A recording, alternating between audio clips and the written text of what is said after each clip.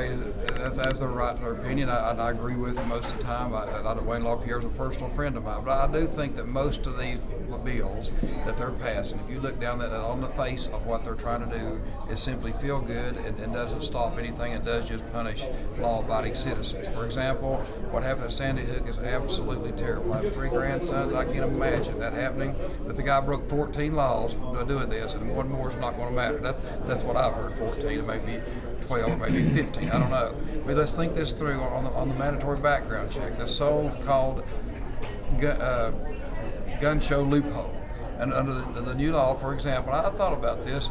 My grandfather owned a Model 94 Winchester that I saw hanging over the door as you went out for my whole life. And one day I mentioned to my wife that I would like to have that gun. My uncle owns it now. He's getting older.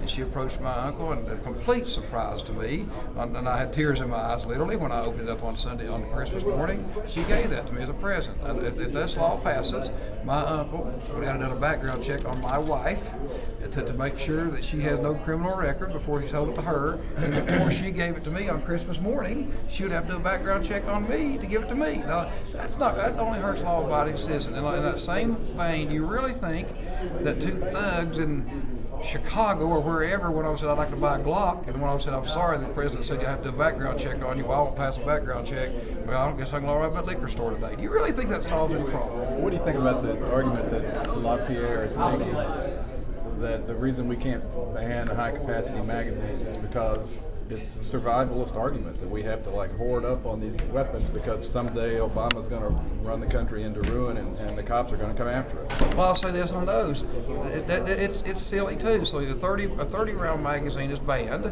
but a 10-round magazine's not. And so the first 10 rounds don't count.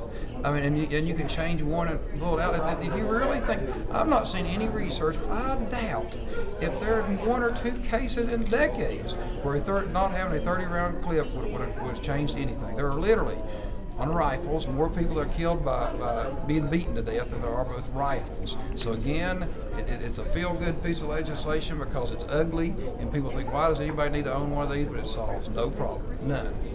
So again, it's just the liberals trying to pass a piece of legislation, say I've done something, but it didn't solve a problem.